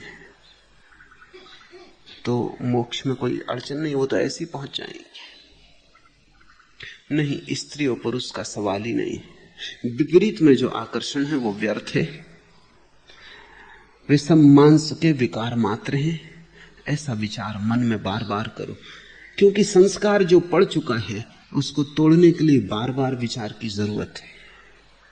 सतत स्मरण रहे तो जैसे जलधार पत्थर को तोड़ देती है, बड़े मजबूत पत्थर को। जब पहली दफा जलधार गिरती कौन सोचेगा कि जलधार पत्थर को तोड़ पाएगी। लेकिन एक वक्त आता है कि जलधार तो बनी रहती, पत्थर रेत के कण कण होकर बह जाता है। संस्कार बड़ा कठोर है, बड़ा गहरा है, लेकिन अगर विचार की जलधार बूंद बूंद भी टपकती रही तो एक दिन तुम अचानक पाओगे कि पत्थर टूट गया और बह गया। और जिस दिन तुम्हारे संस्कार बह जाते हैं तुम मुक्त हो जाते हो। और हे मूढ़, सदा गोविंद को भजो। और गोविंद के भजन को शंकर कह रहे हैं निरंतर साधे रहो, कुछ भी करो लेकिन लौट लौट के गोविंद के भजन को। गोविंद के भजन का अर्थ है जो दिखाई पड़ रहा है वो काफी नहीं है, पर्याप्त नहीं है, पूरा नहीं है। जो नहीं दिखाई पड़ रहा है वह भी है, उसे याद रखो। कहीं ऐसा ना हो कि दृश्य में अदृश्य खो जाए। अदृश्य को याद रखो। तुम मुझे देख रहे हो, मैं तुम्हें देख रहा हूं। तुम मुझे जहां तक देख पाओगे वो दृश्य है, लेकिन मेरे भीतर अगर तुम्हें अदृश्य की भी याद बनी रहे, रास्ते पर तुम चलो और जो आदमी तुम्हें मिले, जानवर मिले, वृक्ष मिले, तो जो दिखाई पड़ रहा है वो तो ठीक है, जो दिखाई पड़ रहा है वो संसार है। लेकिन हर दिखाई पड़ने वाले के भीतर जो अदृश्य छिपा है वही गोविंद है। गोविंद को भजने का अर्थ है दृश्य तुम्हें भुला ना पाए, दृश्य तुम्हें धोखा ना दे पाए, तुम अदृश्य को याद रखते ही रहो। एक सन्यासी को गलती से, भ्रांतिवश एक सिपाही ने मार डाला। 1857 की बात, क्रांति के दिन एक मौन सन्यासी, नग्न सन्यासी गुजर रहा है अंग्रेजों की छावनी के पास से। सिपाहियों ने उसे पकड़ लिया, उससे पूछा कौन हो, लेकिन वो मौन है, इसलिए वो उत्तर नहीं दिया। उत्तर नहीं दिया तो शक बढ़ा, संदेह हुआ। ठीक अंग्रेज सिपाही ने भाला उठा के उसकी छाती में भोंक दिया। उस सन्यासी ने व्रत लिया था कि सिर्फ मरते वक्त एक बार बोलेगा, उसके पहले नहीं। ऐसा 30 साल से वो मौन था।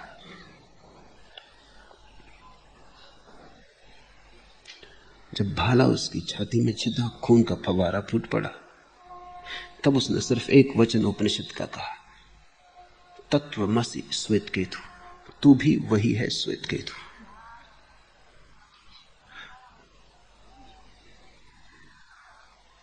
भीड़ इकट्ठी हो गई।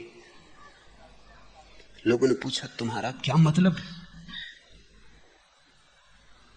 उसने कहा कि मेरा मतलब इतना ही है कि परमात्मा किसी भी रूप में आए मुझे धोखा न दे पाएगा। आज वो भाला मारने के लिए आया है, भाला हाथ में लेकर आया है, भाला छाती में चुभ गया है, लेकिन मैं देख रहा हूं कि भीतर तू वही है, तत्वमसि श्वेतकेतु, तू मुझे धोखा न दे पाएगा। छाती से खून बहते हुए सन्यासी नाचने लगा, क्योंकि वो अपने हत्यारे में भी परमात्मा को देख सका। भज गोविंदम मूढ़मते। इसका अर्थ है कि कहीं कुछ भी हो जाए, हर हालत में परमात्मा तो दिखाई पड़ता ही रहे, दुश्मन में भी दिखाई पड़े, और जब मौत द्वार पर आए तो मौत में भी दिखाई पड़े, मित्र में तो दिखाई पड़े ही, शत्रु में भी दिखाई पड़े। अभी तो ऐसा है कि मित्र में भी दिखाई नहीं पड़ता। अभी तो तुम जिससे प्रेम करते हो उसमें भी दिखाई नहीं पड़ता, प्रेसी में, प्रेमी में भी दिखाई नहीं पड़ता। अभी तो अपने बेटे में, अपने बच्चे में भी दिखाई नहीं पड़ता। शत्रु की तो बात ही बहुत दूर है। अपने में नहीं दिखाई पड़ता तो पराये में कैसे दिखाई पड़ेगा। भज गोविंदम मूढ़मते का अर्थ है कि चाहे कुछ भी हो, एक परमात्मा तो सब जगह दिखाई पड़ता ही रहे। चट्टान में भी दिखाई पड़े, होगा बहुत गहरा सोया है, लेकिन है तो। वृक्ष में भी दिखाई पड़े, माना कि गूंगा है तो। पागल में भी दिखाई पड़े, माना कि विक्षिप्त है, लेकिन है तो। किसी भी रूप में आए वो तुम्हारी पहचान न चूके। साईं बाबा के जीवन में एक उल्लेख है। एक हिंदू सन्यासी जो जिस मस्जिद में साईं बाबा रहते थे उससे कोई 3 मील दूर रहता था, वो रोज आता साईं के दर्शन को,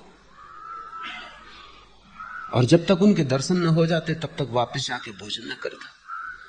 कभी कभी बड़ी भीड़ होती, वो मस्जिद में भीतर ही न घुस पाता। कभी कभी पूरा दिन बीत जाता तब दर्शन होते, लेकिन जब तक वो पैर न छूले तब तक वो भोजन न करता। कभी कभी रात हो जाती तो फिर भोजन करना मुश्किल हो जाता, उपवास ही रह जाता, क्योंकि दिन में ही भोजन करने का नियम था। साईं बाबा ने उसे कहा, ना समझ, तुझे यहां आने की जरूरत भी नहीं, मैं वहीं आ जाऊंगा, मगर पहचानना, ऐसा ना हो कि मैं आऊं और तू पहचाने ना। ठीक, जब तेरा भोजन तैयार होगा मैं आ जाऊंगा, तू वहीं दर्शन कर लेना, भोजन कर लेना। 3 मील आना जाना, फिर कभी कभी उपवास से रह जाना, मुझे भी पीड़ा होती। उसने कहा, ये तो बड़े सौभाग्य की बात है, तो कल मैं राह देखूंगा। कल उसने खाना जल्दी बना लिया, बड़ी खुशी से राह देखने लगा। कोई नहीं आया, एक कुत्ता आया। कुत्ते को भोजन की गंध मिल गई होगी, उसने उठाया डंडा का, भाग यहां से। हम साईं की प्रतीक्षा कर रहे हैं, आए तुम। 2 डंडे मारे, कुत्ते को भगा दिया। फिर कोई नहीं आया। दोपहर हो गई तो भागा हुआ मस्जिद पहुंचा, वहां भीड़ लगी है। जाके कहा कि क्या मामला है, बोलकर वचन देकर आए नहीं, तुम तो यहां जमे हो, भीड़ भाड़ में बैठे हो, आओगे कैसे? साईं ने कहा, मैं आया, 2 डंडे भी खाए, तुम पहचाने नहीं।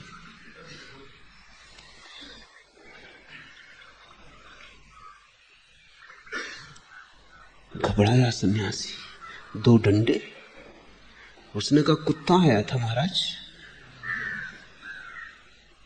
साईं ने कहा, वो मैंने पहले ही कह दिया था, पहचानना, आऊंगा जरूर। किस रूप में आऊंगा, उस समय कौन सा रूप सुलभ सरल होगा आने के लिए, ये तो समय समय की बात है। उस समय यही मौजूद था कि कुत्ते के शकल में आऊं। कोई दूसरा रूप उस वक्त भर दोपहरी में उपलब्ध भी ना था, वो कुत्ता ही वहां था। सो हम उसी पर सवार हुए।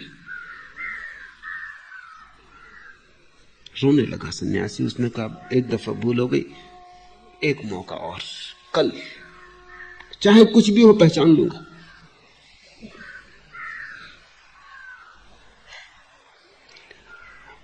कुत्ता अगर आता दूसरे दिन तो पहचान लेता, लेकिन कुत्ता आया ही नहीं।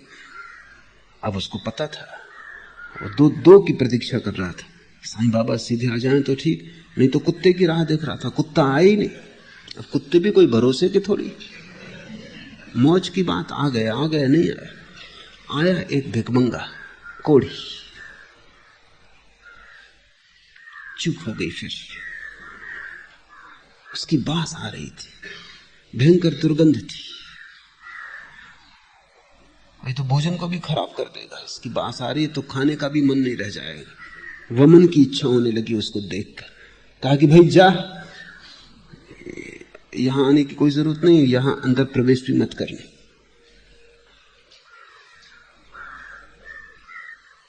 थोड़ा शक भी हुआ कि कहीं भूल तो नहीं हो रही, लेकिन ये कोढ़ी और साईं बाबा कोई तालमेल नहीं देखता है। कुत्ता कम से कम स्वस्थ तो था। सांझ फिर गया, कहा कि आप आए नहीं, आपकी भी राह देखी, कुत्ते की भी राह देखी। साईं बाबा ने कहा आया था, लेकिन दुर्गंध तुझे जची ही नहीं। तूने दूर दूर धुतकार दिया। रोने लगा सन्यासी। कहा एक बार और। साईं बाबा ने कहा 1000 बार भी आऊं तू न पहचानेगा। पहचान तब संभव हो पाती है जब तुम जागते हो, जागे हुए होते हो। गोविंद को भजने का यही अर्थ है कि जो भी तुम्हें दिखाई पड़े गोविंद का भजन बन जाए। जहां से भी खबर आए उसकी ही खबर आए। हवा बहे तो उसकी याद, जल में कलकल नाद हो तो उसकी याद, पक्षी गीत गाएं तो उसकी याद, सन्नाटा हो तो उसका, शोरगुल हो तो उसका, बाजार हो तो उसका, शून्य हिमालय हो तो उसका, लेकिन उसकी याद हर जगह से आए। पत्ती, पखर, फूल, पत्थर, सब तरफ से उसकी याद आए। उसकी याद ही चारों तरफ बरसने लगे और तुम्हें घेर ले। जब भी तुम किसी की आंखों में झांको, उसी में झांको। और ये कोई कल्पना या काव्य नहीं है, ये तथ्य है, क्योंकि हर आंख से वही झांक रहा है। तुमने नहीं देखा, ये तुम्हारी भूल है। तुमने नहीं पहचाना, ये तुम्हारी नासमझी है। लेकिन हर आंख से वही झांक रहा है। लौट के अपनी पत्नी की आंख में ही झांक के देखना, या अपने छोटे बच्चे को पास बिठा लेना, उसकी आंख में गौर से झांकना। जल्दी ही तुम पाओगे बच्चा तो खो गया, निराकार मौजूद है। तुम जहां भी गहरे देखोगे उसी को पाओगे, जहां भी तुम उथला देखोगे चूक जाओगे। कमल के पत्ते पर जैसे तरल और अस्थिर होता है जल, वैसे ही यह जीवन अति से चपल और अस्थिर है। यह ठीक से समझ लो कि संसार अहंकार के रोग से ग्रस्त है और दुख से आहत। अतः हे मूढ़, सदा गोविंद को भजो। यहां तो सब बहा जा रहा है, प्रतिपल भागा जा रहा है, यहां कुछ भी स्थिर नहीं। इस अस्थिर पर भवन मत बनाना। इससे तो रेत भी कहीं ज्यादा स्थिर है। ये संसार तो जल की धार है, इस पर भवन मत बनाना, अन्यथा पछताओगे। स्थिर को खोजो, सदा उस पर नजर रखो जो सब बहाव के बीच में भी ठहरा है। गाड़ी चलती है, चाक घूमता है, लेकिन कील ठहरी रहती। कील पर नजर रखो, कील में तुम उसे पाओगे। चाक में संसार है, संसार का अर्थ ही चाक है, इसलिए हम उसे संसार चक्र कहते हैं। वो घूमता चला जाता है, लेकिन जिसके सहारे घूमता है वो कील थिर है। अस्थिर को भी होने के लिए थिर का सहारा चाहिए, झूठ को भी जीने के लिए सत्य का सहारा चाहिए, स्वप्न के घटने के लिए भी सच्चा दृष्टा चाहिए, अन्यथा स्वप्न भी ना घट सकेगा। कमल के पत्ते पर जल जैसे तरल और अस्थिर होता है, ऐसा ही ये जीवन अतिशय चपल और अस्थिर। इससे बहुत अपने को मत जकड़ लेना, अन्यथा तुम जकड़ोगे, पछताओगे, दुखी होगे, क्योंकि यहां कुछ रुक नहीं सकता। तुम रोकना भी चाहोगे ना रुकेगा, सब बहा जा रहा है। जवान हो, जवानी बह जाएगी, पकड़ोगे, कोशिश करोगे, पकड़ ना पाओगे, पछताओगे, पकड़ने में ही समय व्यय हो जाएगा। ये शरीर है, कल नहीं होगा। ऐसे बहुत शरीर हुए और नहीं हो गए। संसार एक चंचलता है, एक चपलता है, एक परिवर्तन है। यहां तुम अपना घर मत बनाना, ज्यादा से ज्यादा सराएं, रात ठहरे, सुबह फिर चल पड़ना है। और यहां तुमने अगर घर बनाया तो दुख परिणाम है, इसलिए तुम दुखी हो। लोग मुझसे पूछते हैं हम दुखी क्यों हैं? इसलिए तुम दुखी हो कि तुम भवन अपना वहां बना रहे हो जहां बनाया नहीं जा सकता, और जहां बनाया जा सकता है या जहां बना ही है वहां तुम देख ही नहीं रहे हो। तुम्हारी आंखें गलत दिशा में, इसलिए दुख है। दुख गलत के साथ जुड़ने का परिणाम है, गलत के साथ संग साथ कर लेने का परिणाम है। आनंद सत्संग है। जब तक धन अर्जित करने की शक्ति है तभी तक अपना परिवार भी अनुरक्त रहता है। बात बुढ़ापा आने पर, जब शरीर जर्जर हो जाता है, तब घर में कोई बात भी नहीं पूछता। अतः हे मूढ़, सदा गोविंद को भजो। अगर परिवार ही बनाना है तो उसके साथ बना लो, अगर विवाह ही रचाना है तो उसके साथ रचा लो। इस जगत के सब विवाह है, गहरे में तलाक है। इस जगत के सब संबंध बस ऊपर ऊपर नाम मात्र, भीतर कुछ भी नहीं।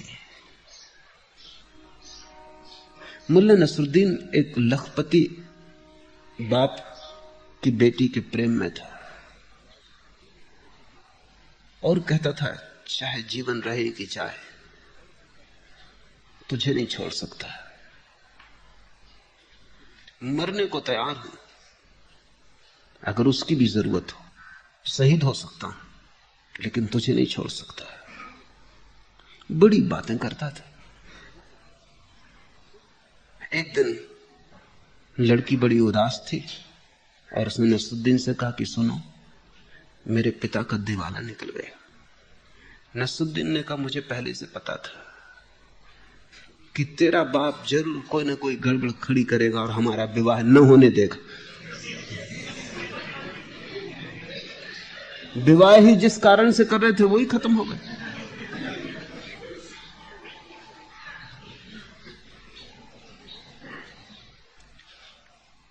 तुम्हारे संबंध, तुम कहते कुछ और हो, कारण उनका कुछ और ही होता है। तुम बताते कुछ और हो, और मजा ऐसा है कि तुम जो बताते हो सकता है तुम ऐसा मानते भी हो कि यही सच है।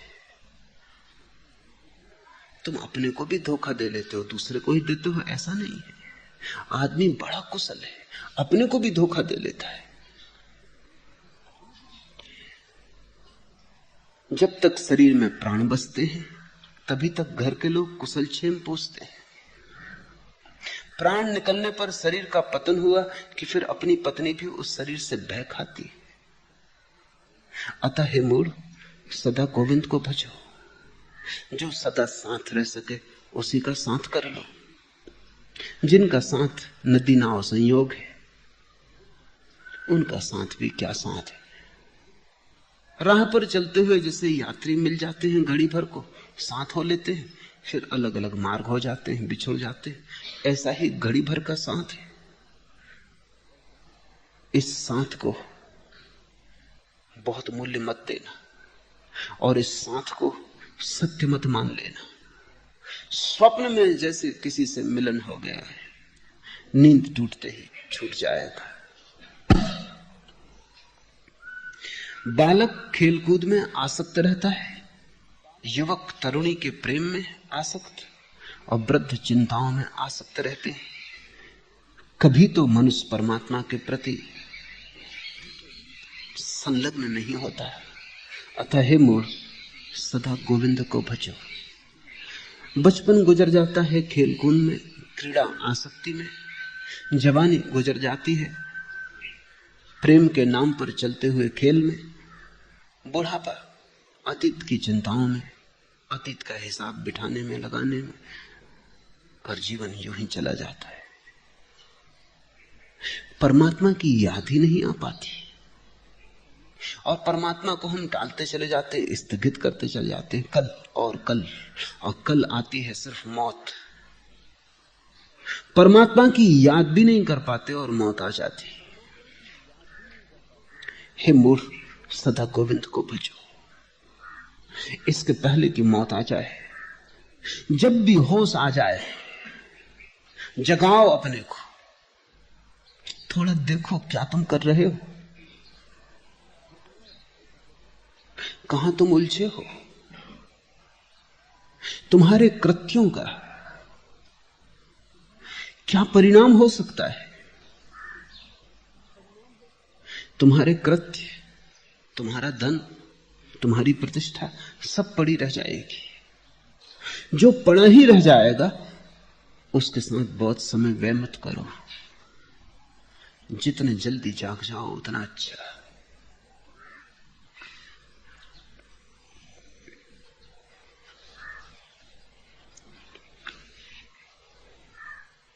जीवन के प्रति जिसकी आसक्ति नहीं टूटी, परमात्मा से उसकी आसक्ति नहीं जुड़ पाती। जीवन के प्रति अगर तुम बहुत अनुरक्त हो तो तुम परमात्मा को न पहचान पाओगे। रूप के प्रति जिसकी आसक्ति है वो अरूप को कैसे पहचानेगा। पदार्थ को जिसकी पकड़ है वो निराकार को कैसे पकड़ेगा। पृथ्वी पर जिसका सब कुछ लगा है वो आकाश की तरफ आंख भी नहीं उठाता। तुम्हारी आसक्ति जहां है अभी, जब तक वहां उसकी जड़ें न टूट जाएं, जब तक तुम जाग के न देख लो कि सिवाय दुख के वहां और कुछ भी नहीं है, जब तक तुम्हें जीवन का सार निचोड़ दुख न दिखाई पड़ जाए, सुख का कितना ही प्रलोभन हो मिलता सदा दुख है। सुख के कितने ही आश्वासन हो मिलता सदा दुख है। सुख की तुम कितनी ही योजनाएं बनाओ, वे योजनाएं ऐसी हैं जिससे कोई तेल निकालने की चेष्टा कर रहा हो रेत को निचोड़कर। हाथ में कुछ भी नहीं आता, हाथ खाली रह जाते। खाली हाथ संसार से जाने की तैयारी हो तो परमात्मा की फिक्र करने की कोई जरूरत नहीं। लेकिन बहुत रोते हुए जाओगे। अगर भरे हाथ भरे हृदय जाने की तैयारी हो, आकांक्षा हो, तो जितने जल्दी परमात्मा का स्मरण करो और जितने जल्दी उसमें लीन हो जाओ और जितना ज्यादा से ज्यादा समय और शक्ति उसके स्मरण में लग जाए उतना ही शुभ है। एक ही चीज तुम्हें भर सकती है, वह परमात्मा है, और उसकी भर तुम चिंता नहीं करते हो। और जिनसे तुम कभी ना भर सकोगे उनकी तुम चिंता किए चले जाते हो। मुल्ला नसरुद्दीन की पत्नी मरने के करीब थी। वो बिस्तर पर पड़ी, आंख उसने खोली और उसने कहा, सुनो जी, क्या तुम सच कहते हो कि मैं मर जाऊंगी तो तुम पागल हो जाओगे? नसरुद्दीन ने कहा, 100%। तू मरेगी तो मैं निश्चित पागल हो जाऊंगा। पत्नी हंसने लगी, कहा, झूठ बोलते हो। जहां तक मैं जानती हूं मैं मरूंगी और तुम दूसरी शादी कर लोगे। नसरुद्दीन ने कहा कि पागल हो जाऊंगा ये सच, लेकिन इतना पागल नहीं कि फिर शादी कर लूं।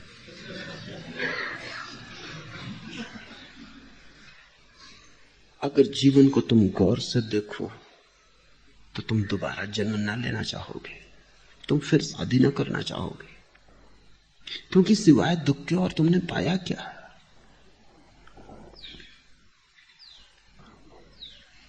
यही तो सारे पूरब की खोज है, आवागमन से कैसे छुटकारा हो जाए। जिन्होंने जीवन को देखा उनकी एक ही आकांक्षा बची कि जीवन से छुटकारा कैसे हो जाए। मैंने सुना है कि बहुत अनूठा सन्यासी बोधि धर्म जब चीन गया बुद्ध का संदेश लेकर, तो सम्राट वू ने उससे पूछा